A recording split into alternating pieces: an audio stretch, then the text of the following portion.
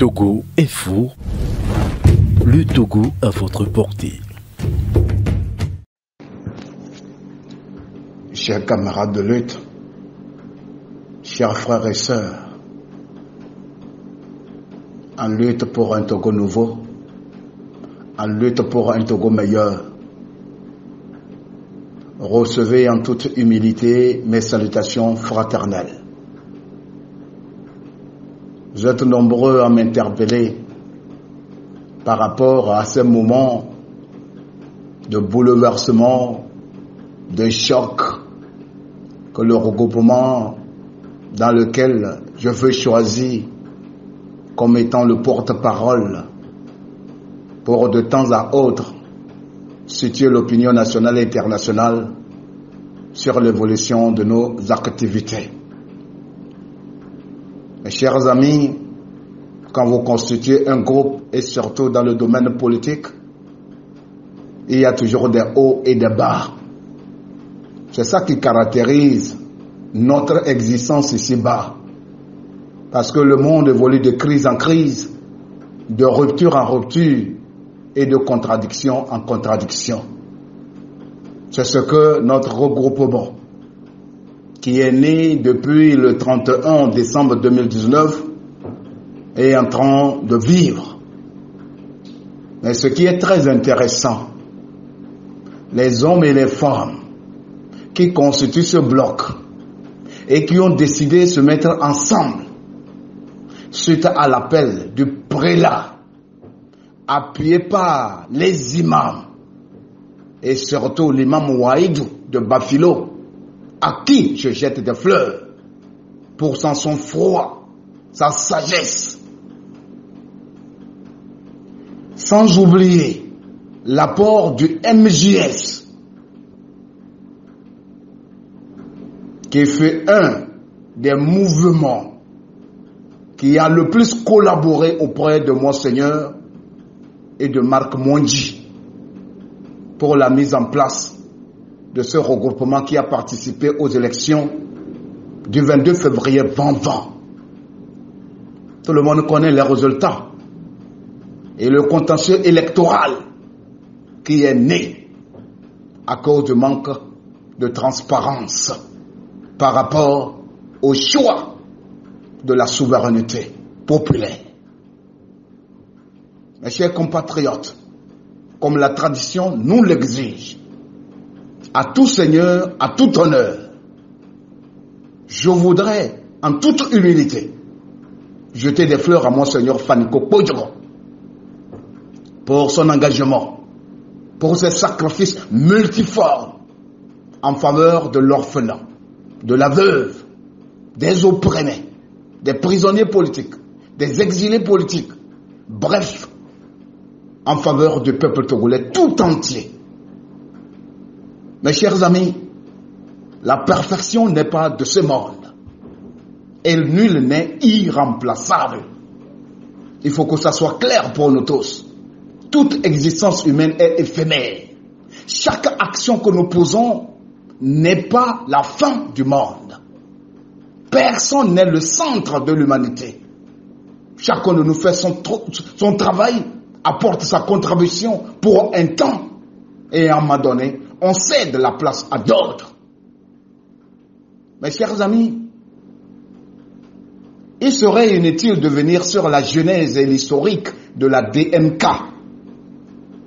C'est le travail inlassable de Monseigneur Faniko Podjogo, de Marc Mondji, de M. Sakibou, président national du MJS, de M. Kadé, chargé à la communication de la DMK, et de moi qui vous parle, votre frère ami Nabouja. Sans oublier tous ceux qui, de près ou de loin, ont apporté un apport non négligeable. Ce que chacun de vous a vu le 31 décembre 2019, vous me permettez le terme, ce fut la face visible du iceberg. Avant la naissance de la DMK, le MJS en collaboration avec Monseigneur et son entourage, nous avons pu organiser ne serait-ce 43 rencontres en courant de gauche à droite jusqu'à ce que ce regroupement ne voit le jour. C'est pourquoi, au début, j'ai ouvert une parenthèse pour dire merci à l'imam Wahidou de Bafilo, qu'on appelait communément l'imam de Monseigneur Kodjo. Sans oublier les autres imams qui ont contribué du fond du cœur, moralement, matériellement, pour que les hommes et les femmes épris de liberté se mettent ensemble. Mes chers frères et sœurs, par humilité, en réalité, pour l'intérêt supérieur et au nom de tous les sacrifices consentis individuellement et collectivement, il serait trop prétentieux qu'un seul individu dise que la DMK est sa propriété privée. Mais l'erreur politique que nous avons commise est que ça porte le nom d'un individu. Alors là, juridiquement, moralement, éthiquement, Monseigneur Kodjo a pleinement raison. Mes chers amis, j'avais dit entre-temps que nul n'est irremplaçable ici-bas. Les hommes s'en vont et l'histoire continue. Les hommes s'en vont et les états demeurent. Les hommes s'en vont et les problèmes demeurent. À chaque fois qu'on est en face des difficultés, c'est à nous de prendre nos dispositions pour trouver des solutions idoines qui s'imposent. Voilà pourquoi il est impérieux et nécessaire de transformer les problèmes en défis. Problèmes qu'on peut résoudre en fonction de cette nature pensante et raisonnable et rationnelle dont nous sommes doués. Mes chers amis, si la DMK aujourd'hui n'existe plus, ça ne veut pas dire qu'il n'y aura plus de regroupement. Il y en aura bel et bien. Même dans les États démocratiques les plus avérés, on crée des regroupements. Mais après certaines situations, on casse et on reconstruit. Les Togolais n'inventent absolument rien. La preuve, en 2010, les responsables des mouvements associations et des partis politiques sont allés aux élections sous la bannière du FRAC. Aussitôt ces élections terminées, qui ont été contestées, les acteurs politiques ont pris part aux législatives en 2013 sous la bannière du CST, Collectif Sauvons le Togo. Suivez mon raisonnement. En 2015, les acteurs politiques sont allés aux élections sous la bannière de CAP 2015. Mes chers amis, c'est en 2020. On a mis de côté le CAP 2015, la coalition arc-en-ciel, pour créer la DMK. Je voudrais me permettre de vous dire, ce nom DMK est venu spontanément de la part de M. Fulbert Atisso.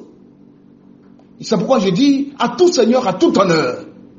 C'est M. Fulbert Atisso qui a donné la dénomination DMK, Dynamique Monseigneur Kodjo. Donc, je voudrais que les gens comprennent un certain nombre de choses. Sans perdre de vue la question brûlante qui aujourd'hui tente de diviser les Togolais ou de confondre les Togolais, faut-il aller ou participer aux législatives ou non? Mes chers amis, boycotter en français simple voudrait dire s'abstenir collectivement de participer à un événement de la vie publique. Et cela devrait constituer comme étant une pression. Je prends l'exemple amer que nous n'avons pas encore oublié de 2018 que nous avons décidé au moment où l'opposition togolaise avait le vent en poupe de boycotter les législatives.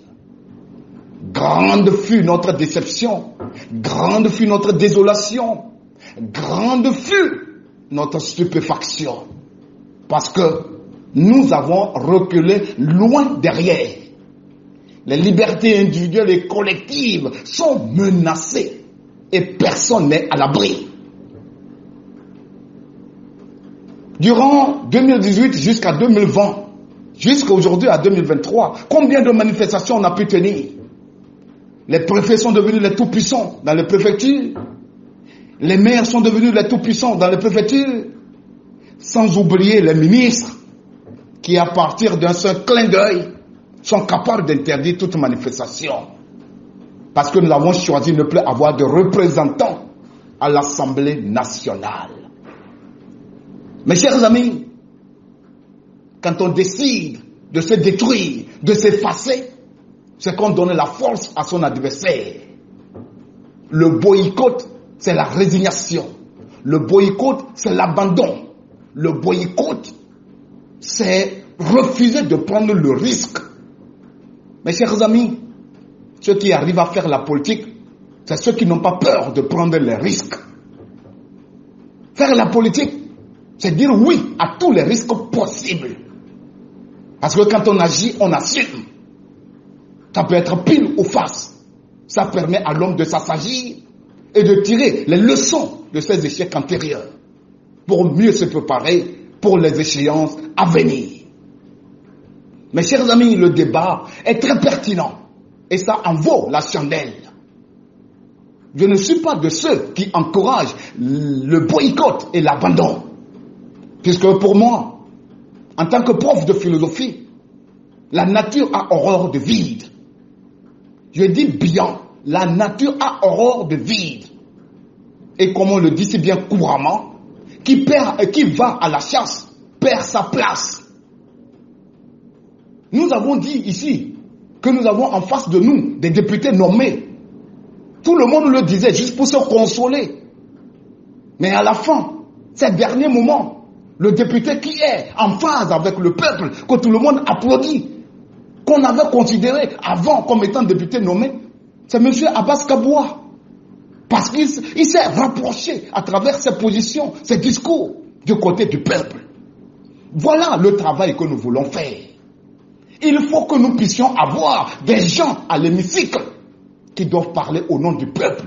Des gens courageux, des gens déterminés, des gens convaincus, des gens honnêtes. Vous ne pouvez pas me dire qu'il n'y en a plus ce type d'homme au Togo. Tout le monde a droit à une seconde chance. Mes chers compatriotes, chers frères et sœurs, de lutte, nous devons lutter sur tous les terrains, sans résignation, sans fuir. Nous avons boycotté en 2002.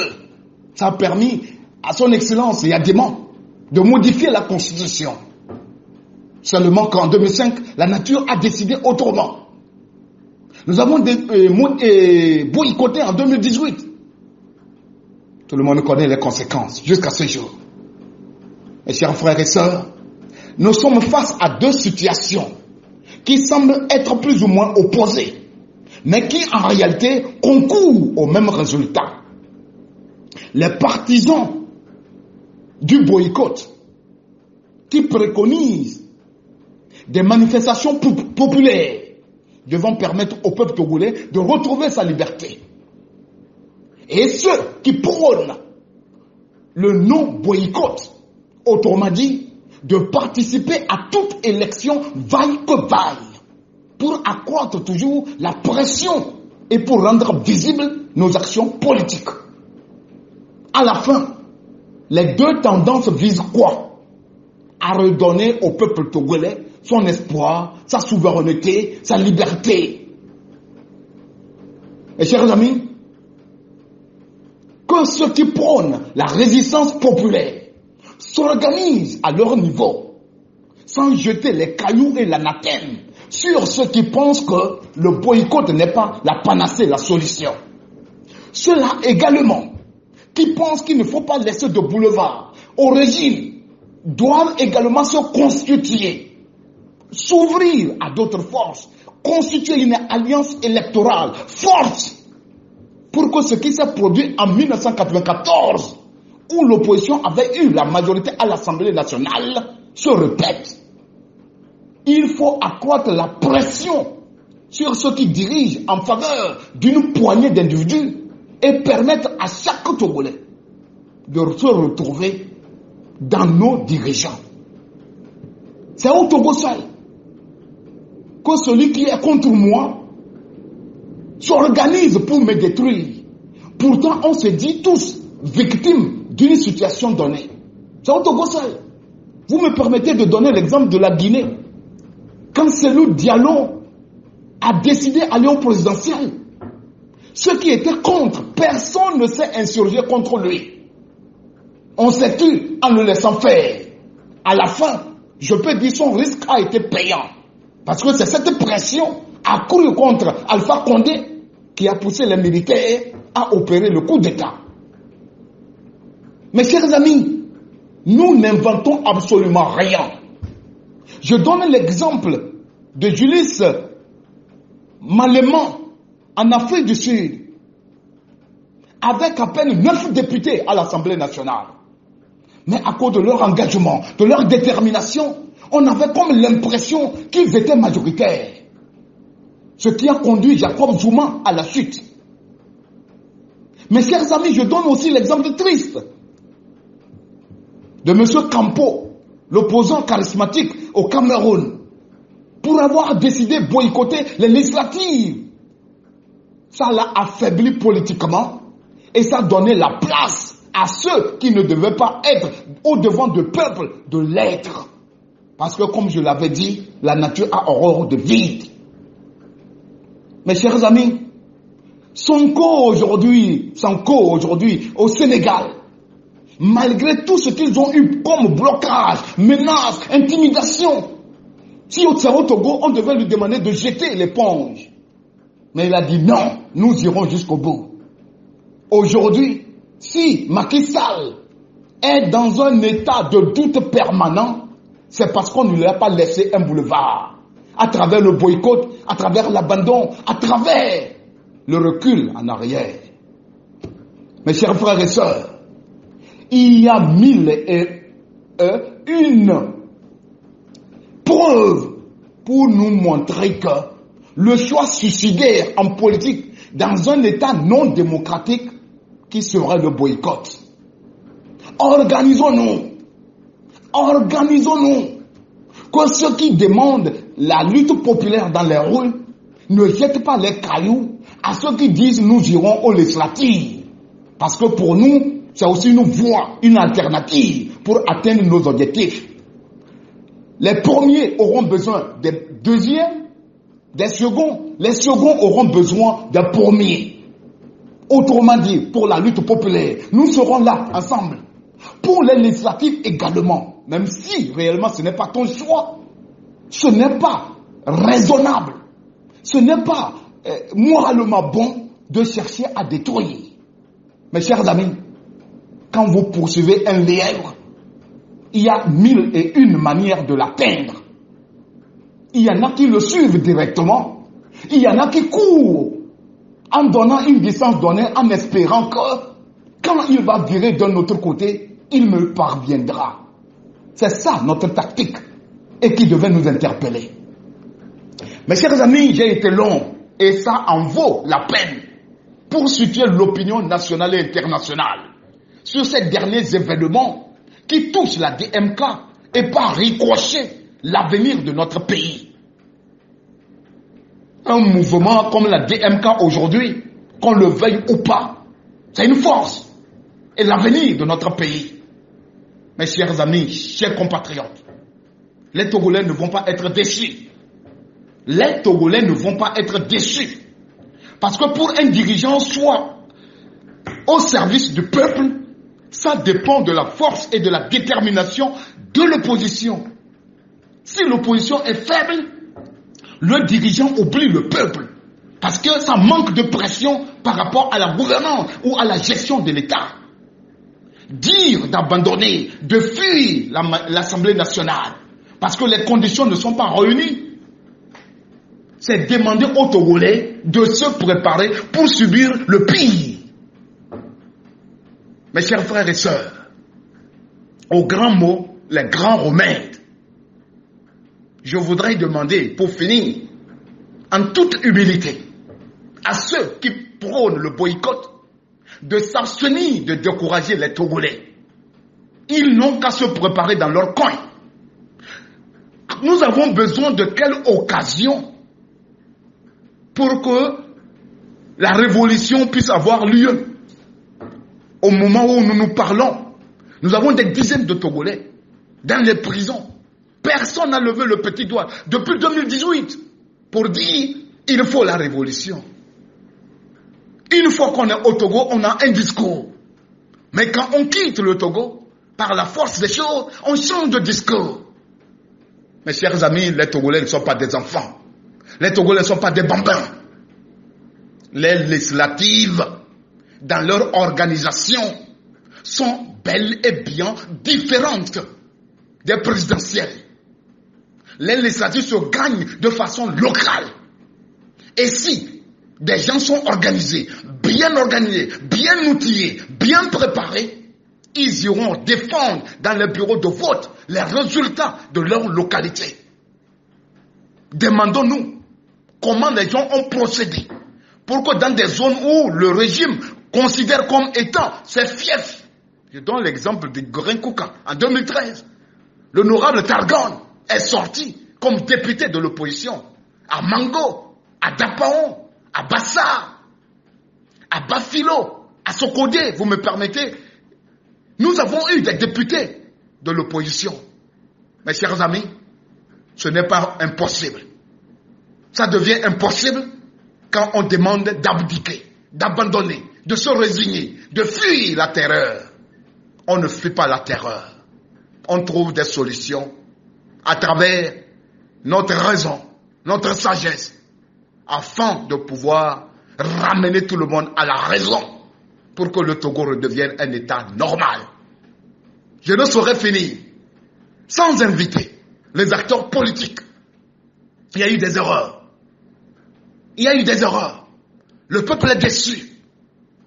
Mais mes chers amis, la perfection n'est pas de ce monde. Mais continuez pas à commettre les mêmes erreurs. C'est là que ça devient impardonnable. Chaque acteur politique doit dire que pour cette fois-ci, je n'agirai plus seul. Je me mettrai ensemble avec ceux avec qui je partage la même vision du monde. Et c'est ensemble qu'on verra quelles sont les dispositions qui s'imposent à nous tous. Et cela en faveur du peuple togolais. Mais continuez pas à agir seul. Personne ne pourra s'en sortir. La preuve, pourquoi les gens avaient fait confiance à ce regroupement qu'on avait dénommé la DMK, c'est parce qu'on avait accepté d'être ensemble. Presque toutes les ethnies de notre pays ensemble. Mes chers frères, je n'invente rien. Dieu a dit que là où vous êtes ensemble, vous parlez à mon nom, je suis là. Pourquoi nous décidons d'aller dans les mosquées pour prier ensemble? C'est parce que quand on est ensemble, on se sent plus en sécurité. Et Dieu intervient davantage. Pourquoi on décide d'aller ensemble dans les églises, dans les couvents? Je n'invente rien. Nous sommes liés par l'histoire. Nous sommes liés par le destin. Nous sommes liés par des relations synalagmatiques de complémentarité et de solidarité. D'où la nécessité de mettre de côté l'individualisme. Je voudrais inviter le peuple togolais à être plus regardant et plus exigeant. Tout acteur politique qui agira seul ne doit avoir la bénédiction d'aucun Togolais. Parce que la situation est extrêmement grave et préoccupante. D'où la nécessité de proscrire dans nos actes des actes isolés et individualistes. Qui agit seul défend l'intérêt de son parti politique et non celui de l'avenir du peuple togolais. Mes chers amis, c'est agir seul qui nous a conduits à devenir esclaves de quelques individus. Si nous voulons rompre avec cette gouvernance qui ne fait pas évoluer notre pays, qui arrange quelques individus, agir seul ne doit plus être d'actualité. Chers compatriotes, que Dieu bénisse le Togo. Je n'ai pas la prétention d'avoir dit ce que beaucoup auraient voulu dire ou entendre de moi, mais ce qui compte, c'est l'avenir de notre pays. Rien ne sera encore comme avant, parce que ça n'est de trop. Chaque Togolais, 8 millions d'individus, tout le monde mérite le bonheur. D'où la nécessité de créer un bloc solide pour atteindre les objectifs qui puissent faire faire du Togo un État brillant et qui protège tout le monde sans distinction aucune. Vive la patrie, vive le Togo, vive le peuple vaillant de notre chère patrie, la terre de nos aïeux. Je vous aime tous.